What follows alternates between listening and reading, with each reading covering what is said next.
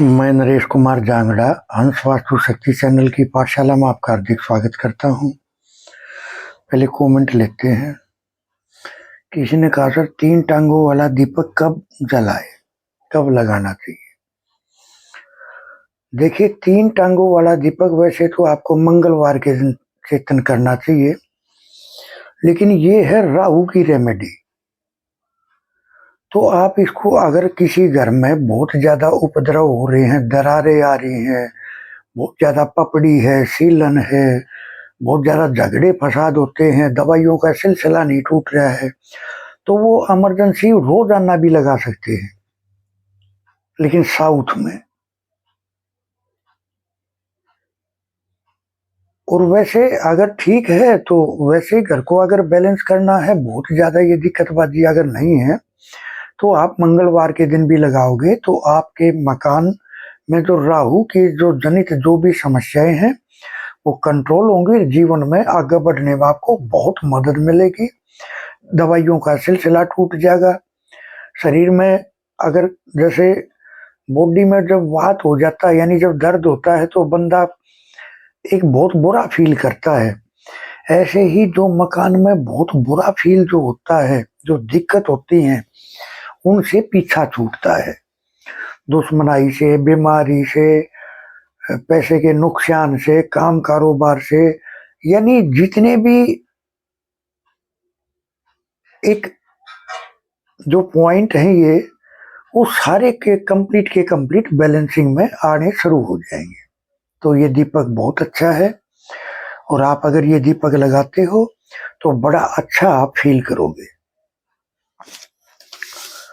किसी ने कहा सर नॉर्थ की दीवार तिरछी है, उपाय बताएं। देखिए सर, नॉर्थ की दीवार तो अब मैं आपको क्या बताऊंगा ना। नॉर्थ की दीवार तो अब नॉर्थ ईस्ट तक भी है, नॉर्थ तो NW तक भी है। अब वो तिरछी किधर है ना। अगर आप कंप्लीट सवाल करते तो मैं आपको जवाब दे पाता। अभी मेरे को ही नहीं पता, मैंने आपको बताना क्या है। तिरछी है, लेकिन किधर से तिरछी है, कहाँ से है, किस तरह का आकार बन गया उस तिरछेपन के कारण प्लॉट का, तो आप कंप्लीट सवाल करोगे तो सर मैं आपको जवाब दे पाऊंगा। किसी ने कहा सर ब्रेन ट्यूमर की रेमेडी बताए। देखिए ब्रेन कहाँ है, वास्तु पुरुष का ब्रेन कहाँ है, एनी पार्ट में। वहां कोई ना कोई दिक्कतबाजी है, एनी में एनएनी में कोई ना कोई दिक्कत है।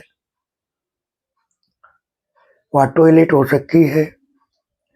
अब ब्रेन ट्यूमर का सर देखो, ये बहुत घातक बीमारी है, क्योंकि पूरे शरीर को कंट्रोल करने वाली यही ताकत होती है, ब्रेन।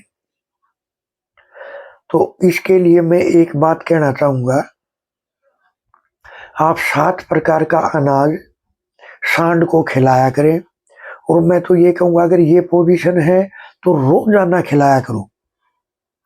जब थोड़ा बहुत आराम मिलना शुरू हो तो फिर आप गुरुवार को हफ्ते में 1 दिन खिलाया करो। सांड की सेवा करने की कोशिश करा करो, है ना। जैसे उसके ऊपर का हाथ फेर दिया, खुरेरा लगा दिया, उसको 7 प्रकार का अनाज खिला दिया, तो इससे क्या होगा, ब्रेन ट्यूमर सर पितृदोष को शो करते हैं। और साथ में अगर आप चाहो तो गुरुवार के दिन जो पेठा होता है सब्जी वाला, येलो कलर का जो होता है, उसको आप अपने सर से एंटी क्लॉकवाइज 7 बार वार के और फिर उसको मंदिर में दान करके आया करो, बृहस्पतिवार के दिन, गुरुवार के। और सर मैं तो ये कहूंगा कि इतनी घातक बीमारी है, आपको अपनी कुंडली भी देनी चाहिए, आपको अपने घर का नक्शा चेक कराना चाहिए। इतनी बड़ी समस्या है, आप कमेंट में आप ट्रीटमेंट की कोशिश कर रहे हो। खैर इनसे आपको बहुत बेनिफिट होगा, लेकिन सर इतनी बड़ी घातक बीमारी थी, इसका मतलब तो ये मकान ही बीमार है। तो आप जो है इसका नक्शा आपको चेक कराना चाहिए, है ना, इस तरह से। किसी ने कहा सर 12 बाई 12 का किचन है, मेन गेट का जो मेन डोर है उसके सामने किचन का दरवाजा है, तो क्या उपाय करें या क्या ये सही है? देखिए सर, ये अहमियत नहीं रखता उसका दरवाजा कहाँ है, वो एक्चुअल में आई कहाँ, किस एरिया में आई, वहाँ चूल्हा कहाँ है, सिंक कहाँ है, फ्रिज कहाँ है, काटने पीटने का सामान कहाँ है, कासन बर्तन कहाँ है। तो ये चीज ज्यादा मैटर करता है। उसका दरवाजा आया, जो किचन के दरवाजे की आप बात कर रहे हो, तो आपके मकान से किस एनर्जी फील्ड पे वो आया, ये ज्यादा मैटर करता है ना। तो इस तरह से देखिए सर,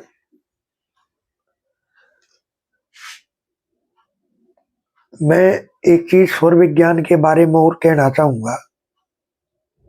अगर आप स्वर विज्ञान के हिसाब से सोते हो, स्वर विज्ञान के हिसाब से उठते हो, तो शरीर की बीमारी और जीवन की समस्याएं धीरे धीरे धीरे धीरे सब बैलेंसिंग में आ जाएंगी। सोना कैसे है, जब भी आप सो तो लेफ्ट करोट लेके फिर सोना चाहिए।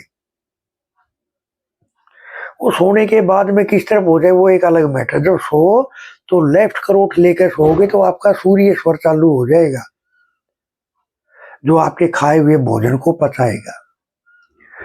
और सुबह उठो तो मैंने अपने पिछले वीडियो में बताया था कि किस तरीके से सुबह उठना चाहिए। और जो मल विसर्जन करना है तो वो सूर्य स्वर में अगर आप करते हो, मैं कह रहा हूं जीवन की 50% समस्याएं तो वैसे ही भाग जाएंगी। स्वर शास्त्र ये एक बड़ा गहरा विषय है। शिव भगवान ने मां पार्वती को बताया था। और जो स्वर शास्त्र का ज्ञान रखता है वो एक अच्छा वास्तु एक्सपर्ट भी है, वो एक अच्छा ज्योतिषी भी है, वो एक अच्छा स्वर विज्ञान का ज्ञान रखने वाला भी है। क्योंकि वास्तु की जो रेमेडियां होती हैं वे स्वर के हिसाब से अगर हम करके चलते हैं तो मेरे मायने में वो रेमेडी 100% काम करती है। और जहाँ स्वर का प्रयोग नहीं होता तो वहां हम चूक खा जाते हैं।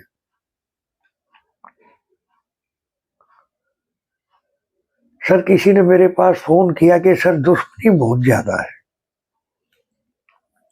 दुश्मनी के कारक कहाँ है? नॉर्थ में सोम नाम के देवता है N5। जब ये दूषित होते हैं तो शत्रुता बढ़ती है और वाणी दोष आ जाता है। दिमाग पर बुरा फील करते हैं, वजन फील करते हैं, चिंता टेंशन में रहते हैं, मानसिक शांति को भंग कर देता है ये। सोम क्या है? कंटिन्यूटी, आपके डेली रूटीन के वर्क को कंटिन्यूटी देने वाले या आपके बिजनेस को कंटिन्यूटी देने वाले। जब ये डिस्टर्ब होगा तो शत्रुता भी जन्म ले लेगी, बंदा नशे की तरफ भी खिंच जाएगा। क्योंकि जब दिमाग में टेंशन होगी तो बंदा अपने आप नशा करेगा।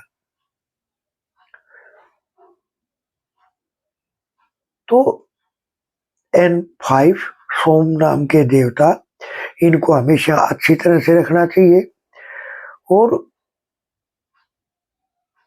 अगर हम इसको बैलेंस करके चलते हैं तो वाणी में अट्रैक्शन पैदा होता है। ये ग्राहक को कंटिन्यूटी में लेकर आता है। जैसे दो आपसे एक बार सामान ले गया, उसका बार बार आना,